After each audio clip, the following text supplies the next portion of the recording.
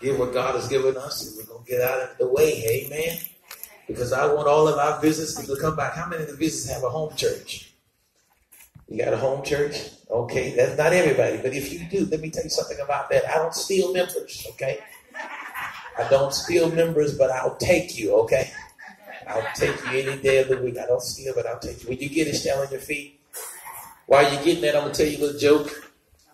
There was a little girl that was wanting to know where we as people come from. So she went to her mama. She went to mama and said, Mama, where did we come from? Mama said that God created us from we're from Adam and Eve and all of these different things. She said, oh, okay. Great. We were created by God from Adam and we were part of Eve and we're descendants of that right through.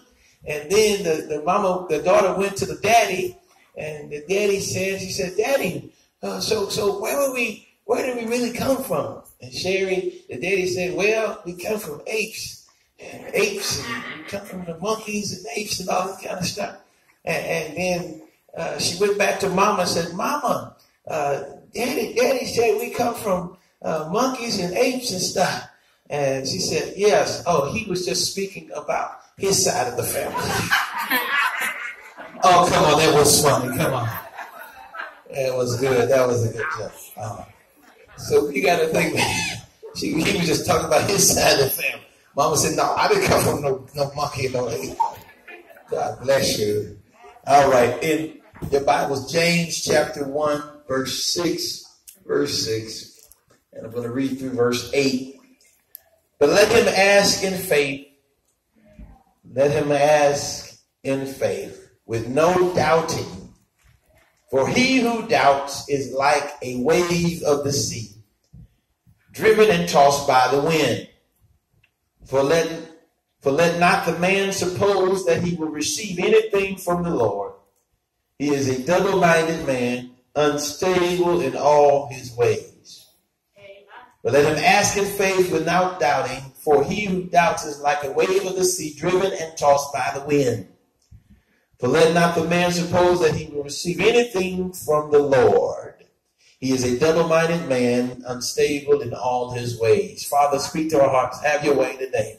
Through your word, we lift our hearts to you. We lift our minds to you. We surrender now. Speak now, Lord. Use me in this place. In Jesus Christ's name, amen. Look at somebody and say, declare and believe what you say. Come on, tell them again. Declare and believe what you say. Come on, turn around to the person behind you and tell them again, say, declare and believe what you say. Now sit down. There's some seats up here. Come on up. There's some seats up here in the front.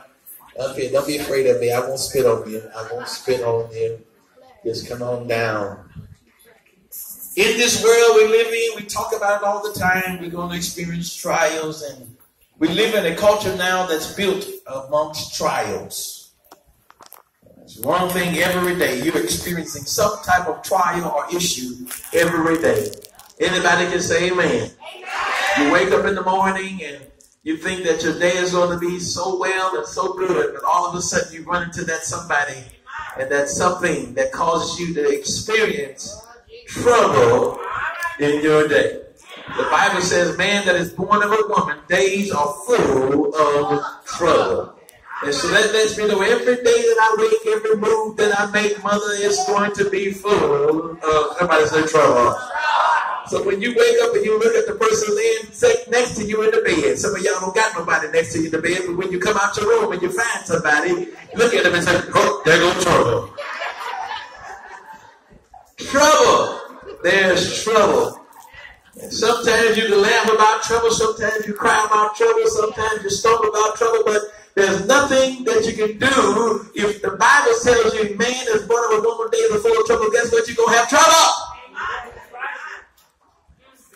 Now, if trouble is something that we all going to experience, guess what? For the believer, trouble is magnified. We experience more trouble than even those that are in the world. That's why, some folks that you see in the world, they got all of this stuff, all of these things, and yet you're still struggling trying to pay your rent, trying to pay your bills and things, because as believers, there's something that comes with knowing Jesus. It's just a magnet for more trouble. But you have to have a sure foundation. Even in the midst of your trouble, you have to believe something. You have to be able to declare something and believe it. It's something that I have understood in my life, that if I did not have Jesus, I would not be able to make it.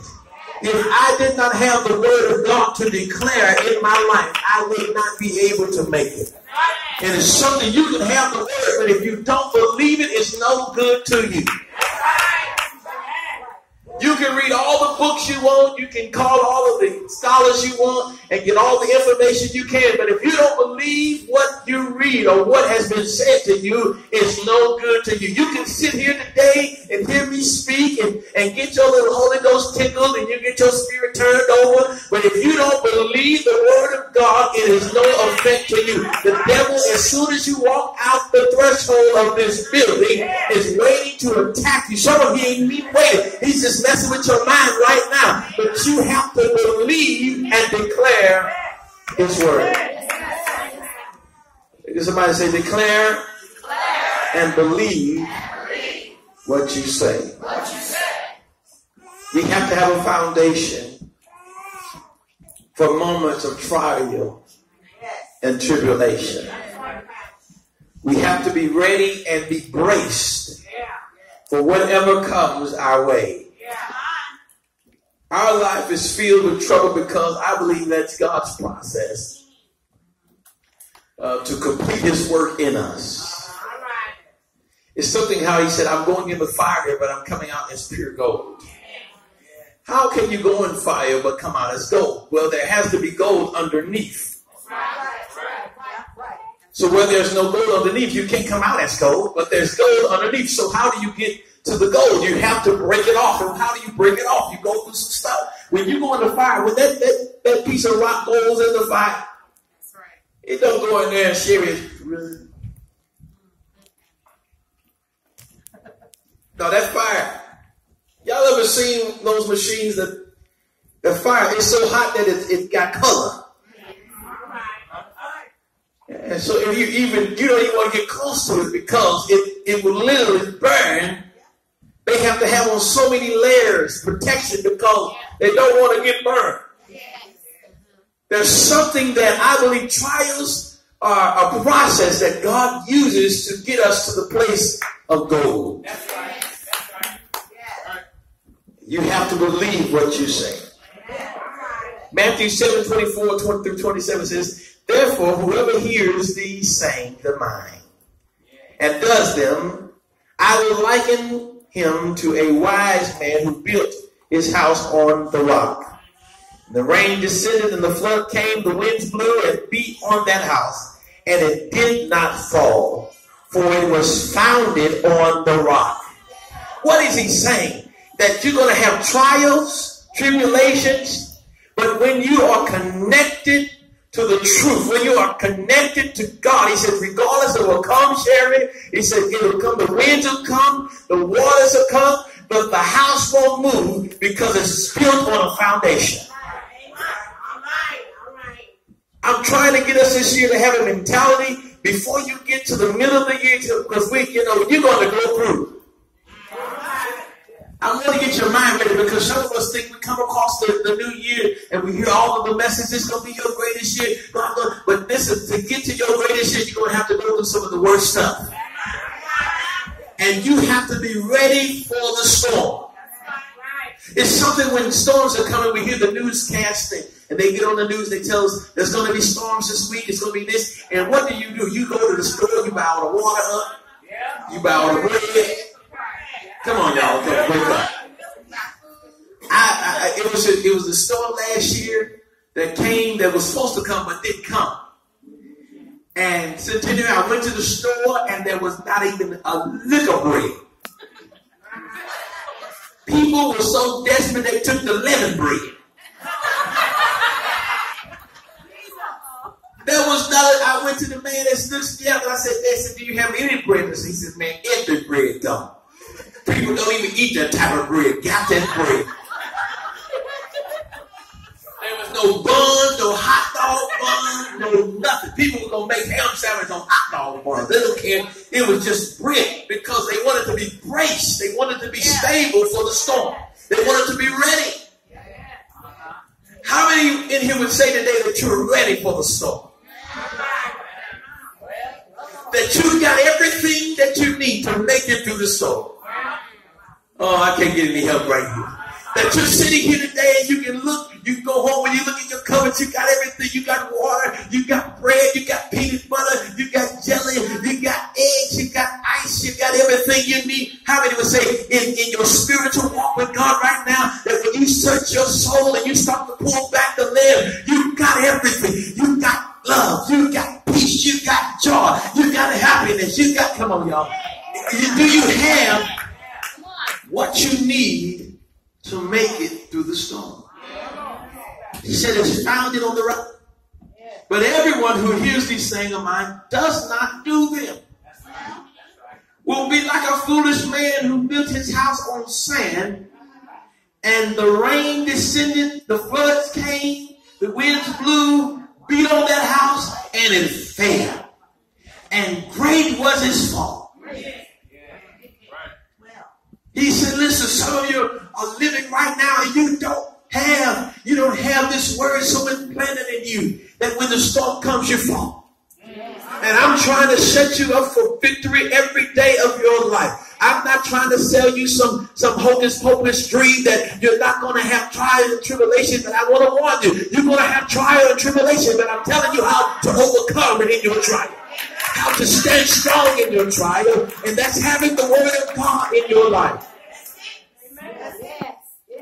He said, it's nothing but a foolish man don't listen to the weather report. I'm your meteorologist today. Did I get that word out? Meteorologist.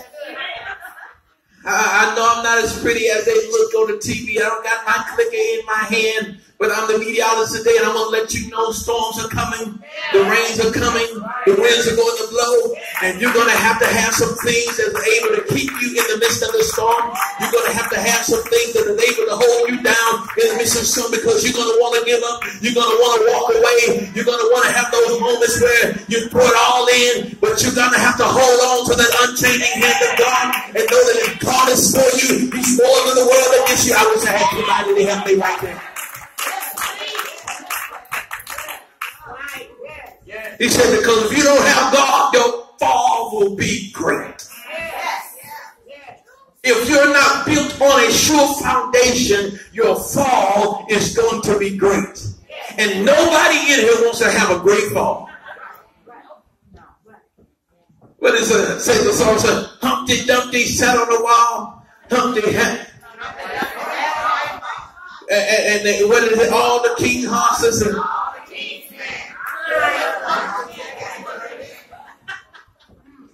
see, you don't want to have a great fall because there's some falls you can't come back from. Oh, y'all ain't gonna help me. There's some falls that when you fall, baby, you like, oh man, I done tore that hip up. I can't do nothing about that no more. You want to make sure that you have a sure foundation.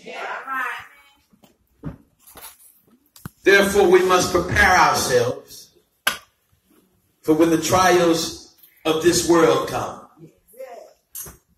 When we are prepared, we're strong and we do not waver. When we are prepared, we become strong and we do not waver. How do you prepare? Well, it's just like a person that is developing their muscles. You see somebody that's built, it's because they've been in the gym preparing. Yes.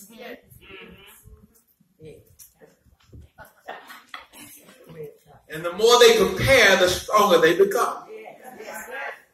Drew, you wore a suit jacket today. I thought you were going to have on a t-shirt to show.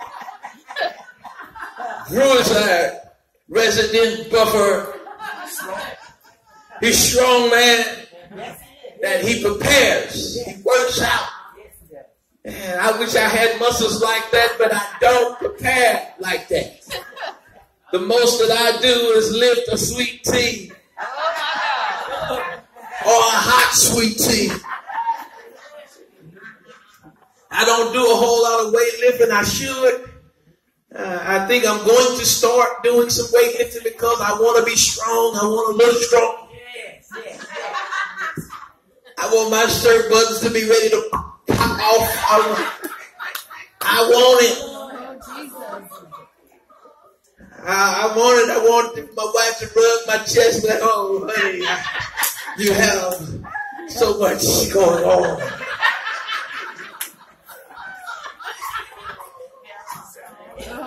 But the way to get there is you have to prepare. You have to go into the waiting room or into the gym room and do your exercises.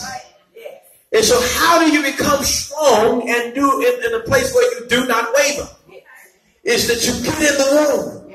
That means sometimes you're going to have to go in your prayer closet, your prayer room, and get on your knees and prepare yourself. Sometimes you're going to have to sit on the couch and open your Bible and read and prepare yourself. Sometimes you're going to have to fast and you're going to have to prepare yourself so that you're strong and you do not waver. But the problem today is we don't pray, we don't fast, we don't read our word, we don't worship in our own time. The only time we see God or experience God is when we come to church on a Sunday, or if we just happen to make it to some weekly meeting, then we all of a sudden experience God. But you need to be in a place where you want to be prepared and strong and not in a shaky, always fumbling situation. You're going to have to prepare yourself in prayer, in fasting, in worship, in reading your word. Stand before God. Say, God, I'm not strong enough. I need more of you. I'm not strong enough to handle this on my own. But I need your power, your strength, your wisdom, your authority. You have to be strong. And the way to be strong and not waver is to be prepared. And you don't get prepared. And nobody comes, a boxer does not go to the ring and then all of a sudden start preparing. I was watching a boxing fight last night, and I'm not normally Dominique a boxing watcher. But so happened I flipped the TV and there was two youngsters on there. They was kidding. And the young guy was he knew he had him. And Chris, he's like, he was smiling. Like, the other guy was like, and then he went down and he put his gloves back. And they said he didn't prepare for this type of fight. See, some of us are too busy doing things that is keeping us from preparing for the fight that we're really going to go through. It is just a distraction of the enemy to keep you off base. So if you're not prepared when he comes, he will defeat you. But see, I want to let you know that you got to prepare yourself, because some of you are going to go with some issues this year that you have never seen before. And if you have not been in the gym, if you ignore the tape, it says there's something about the warning. It comes before. I'm trying to help you. And some of you are going to ignore the tape today. You say, I ain't going to go through that. I don't know who he's talking about. He ain't talking about me. I received that. I don't receive that. I don't receive that. You're ignoring the tape, and when you get in the ring, you think your old moves is going to work on a new opponent. Let me rewind. You think your old moves are going to work on a new opponent, and you're going to have to get in there and learn some new strategies. And the only way that you get some new strategies is you account to the one that has all wisdom, all power, all knowledge, and his name is Jesus. You got to be so locked into the Holy Ghost that when you start facing new things, you know how to deal with new things. Y'all ain't going to help me today. To be strong and not waver, you have to prepare. And you can't wait to get to the battle to start your preparation. Because what happens if you get to the battle and you then begin to start preparing, Somebody said, you just got on my nerves. It's too late. Standing firm becomes an afterthought. And you begin to waver. You can't stand in your faith and not waver if you don't believe the strategy. And you will not believe the strategy if you don't have a strategy. So how, when you get in there, gotta fight, how do you not waver in the fight? Write this down and I'm almost finished. Don't focus on the circumstance. Everybody say that. Don't focus on the circumstance. Huge problems become huge thoughts when you focus on them. Sorry, little problems become huge thoughts when you focus on them. That's why we have to always consider that God is bigger than our problems. And that he's able to handle everything that you will go through. Number 2, don't listen to negative counsel.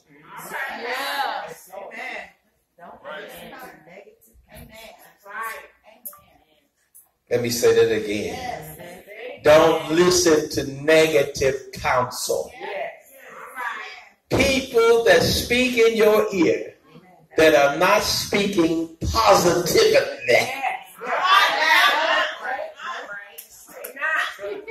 Did I get that word out? Don't listen. When you are trying to fight, you don't need nobody in your corner that is not going to speak positive or give you good guidance in the fight. You know when you go, I was watching this boxing match and I'm so glad I saw it was the Lord. Said Dominique that told me to flip on. I don't never watch no boxing. But they had a mic in the corner of the young man that was really getting his tail tore up. They had a microphone there, and his manager, whoever the guy is in charge of him, he said, man, your eyes look bad. He said, man, it's pretty bad. It's bad. I don't like how that eye looking.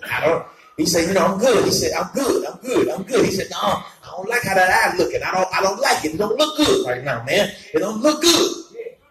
And you hear the commentators talking, saying, well, it's up to him to call this fight. If he can stop the fight right here because, those eyes, it looks like it's almost closing. And so he waited for his boxer to get up. And when his boxer got up before the bell, he called the fight. And when it was all done, the boxer, yes, he was disappointed that his man called the fight, but he was happy because he had somebody in his corner thinking about him. See, there's some people that are in your corner, and they're not in their corner for you. They're in their corner for themselves. And so they want to tell you to keep on going and doing stuff that you sometimes don't need to do. And you end up meeting much more adversity. And you would have not met it if you had had somebody in your corner to say, no, you know what? This is enough. You done had enough. Oh, y'all don't like that. Everybody that's in your corner is not in your corner. Let me say that again. Everybody that's in your corner is not in your corner. Look at your neighbor. Tell me, everybody that's in your corner. They are not in your corner. There's people that just talk what you want them to hear, what you want to hear, so they can get what they want. You're going to have people that attract to you just to get what they want. They're going to get what they want and lead you out there. And when they get it, they're going to run.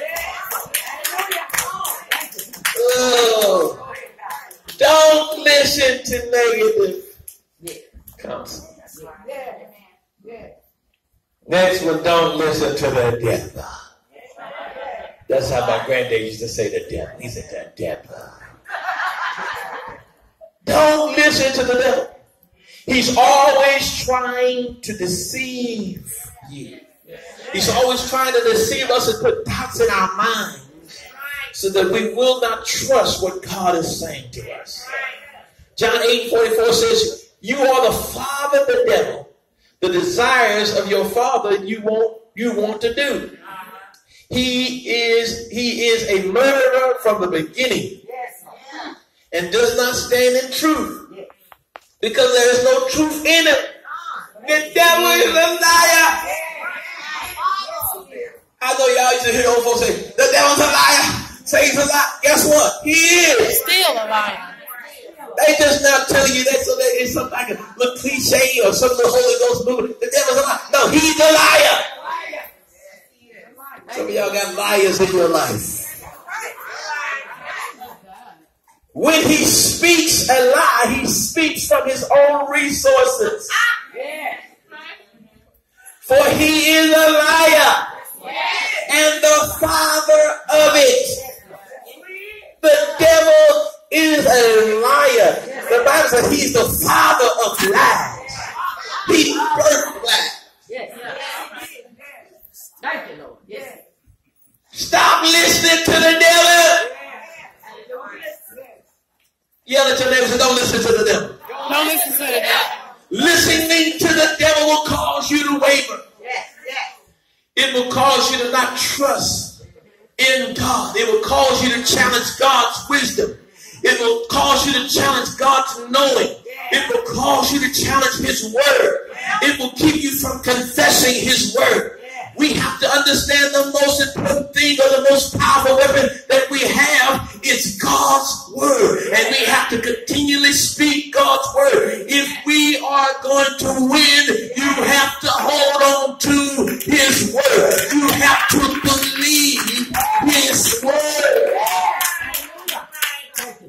Not wavering means you confess his word. It means, that word means that you agree with, or you're saying the same thing. Think about this. When you go to court and you give a test to something, you're a witness for something, and you understand you're saying that you agree with the prosecution. If they call you in to testify against somebody, and that is the prosecution testifying against a murderer or a crook or something else, you're testifying because you believe the prosecution. Yes. And they ask you anything you say. And you get up and put your hand out. And you don't lie because if you lie, you are held in what? And perjury is just as worse as a murder. Oh, help me, Holy Ghost. So when you agree, when you're confessing, you're saying, God, I believe what you say. I'm holding to it. There's nothing that can change my mind because you said it. And confession does not become your little magic trick, but it's because you believe it and you're going to stand on it so you say it. We say what we believe. Matthew 12:34 says, O generation of vipers, how can ye, being evil, speak good things? For out of the abundance of the heart, the mouth speaketh. What comes out of your mouth reflects what's on the inside of your heart. Yeah.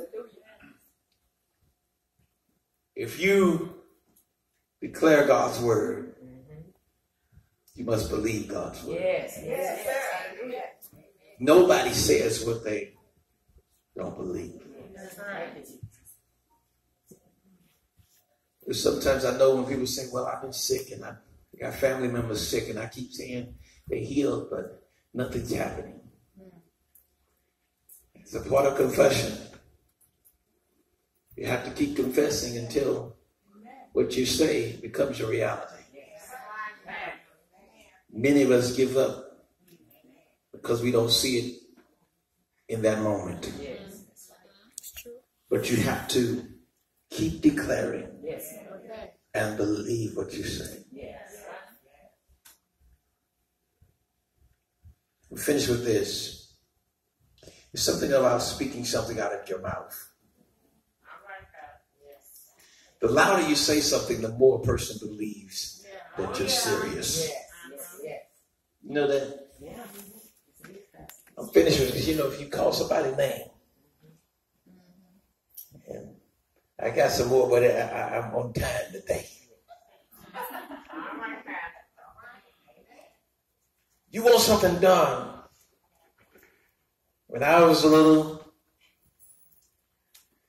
my mom, they could, she's so sweet. Ain't she so sweet? Yes.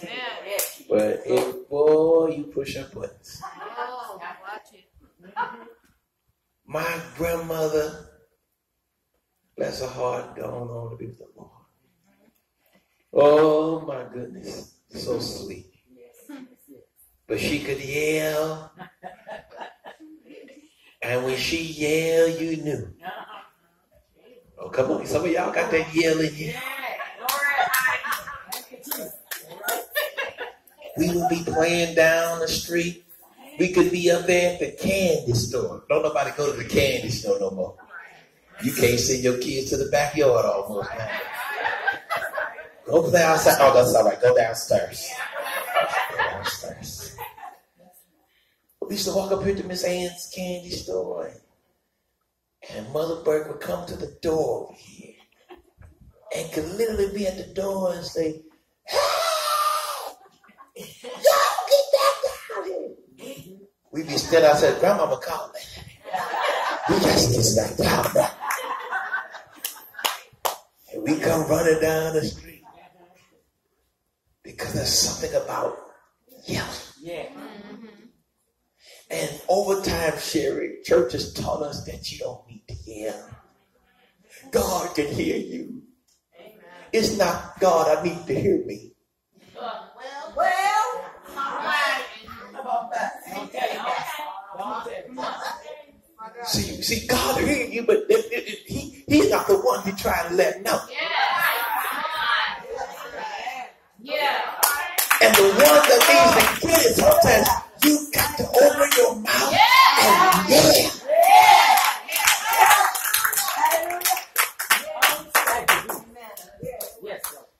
Because you're shouting, Yes, Lord. it signifies that what you say. Yes, Lord.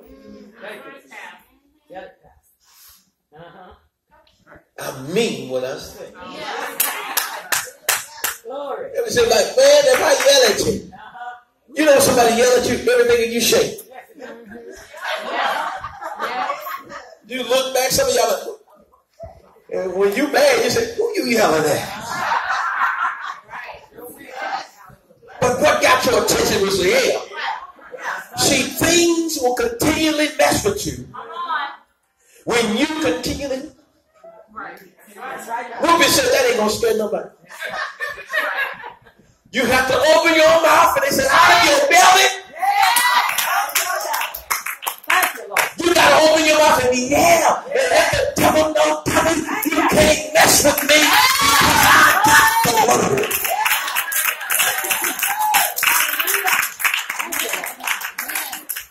I got the word. Thank you. When you start confessing the word of God loudly,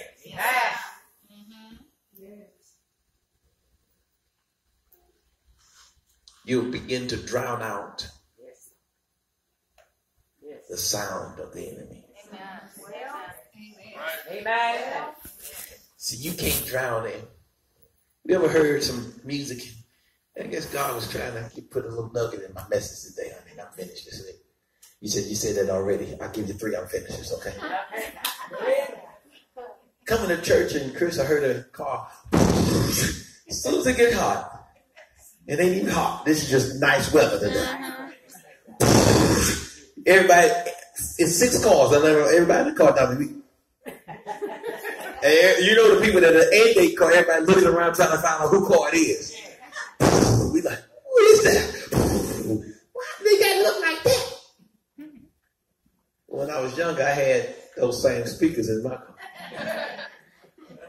And so when somebody pulled up next to me and they had that loud noise, Pam, I had to crank mine to drown it out. Pat, they would pull up next to me. I'll look over and say,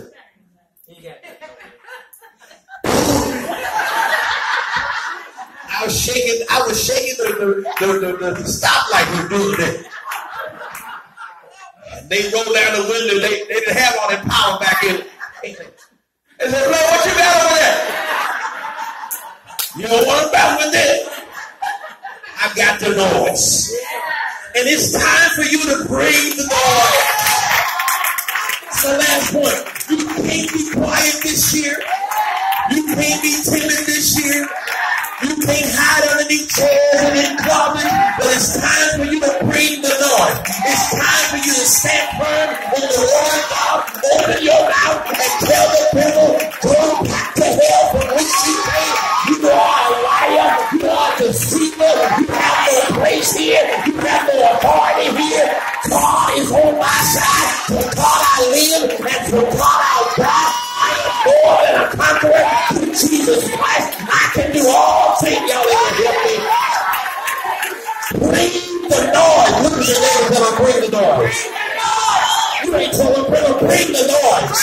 So it's time for the saints of God to stand firm and declare and believe what we say. When I say it, I mean it. When I speak it, I mean it. I am going to stand on the word of God. Push your neighbor till I bring the noise. I'll stand with hands high and lifted and back to the word of God. Meaning, I'll never put my hands on the situation. Meaning, everything I'm going to go through, I'm going to apply His word. Because I know all of my struggle, all of my pain, it'll soon be over. If I just keep trusting and believing and standing on the word of God. Yell at somebody, I'm getting ready to bring the noise.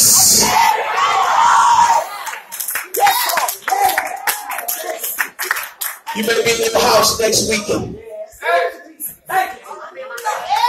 Going through. You need some help this year. Bring the noise. The devil don't mess with you. You got to yell back to your corner. Bring the noise. I need the noise now because he didn't turn it up on me. He didn't turn up the fire. He didn't turn up the issue. And I need something that's going to help me through this. And I need to drown out the junk in my life. I need something to drown out the pain in my life. I need something to drown out the issues in my mind. I need something to drown it out. And I need you to bring the noise. Bring the noise. Declare it and believe it. He says this. He says, for I know the thoughts that I think towards you, said the Lord, thoughts of peace, not of evil, to give you an expected end. He said in Deuteronomy 28:3-8, it says, blessed shalt thou be in the seed, blessed thou shalt thou be in the field, blessed shall be the fruit of your body, the fruit of thy ground, the fruit of thy cattle, the increase in thy kind, the flock of thy sheep. Blessed shall be thy basket, thy store. He said, listen, you better start bringing the noise. The devil's trying to mess with you, make you feel like you're not going to have enough. You better bring the noise. I'm the last, devil. I got enough, devil. I'm going to be all right, devil. I'm healed, devil. You better put some of y'all don't put your hand on your hip no more. But they told you don't do that. But you better put your hand on your hip and say, devil, I'm a fool, devil.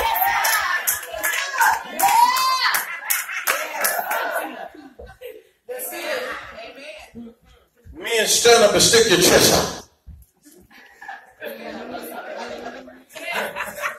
There was a little man standing on his feet, and I'm finished. This is my last one. See, I got 3. There was a little man in the TV show called The Jeffersons.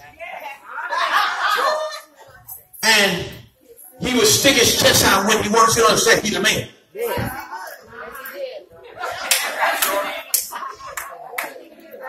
He did that because he was a man.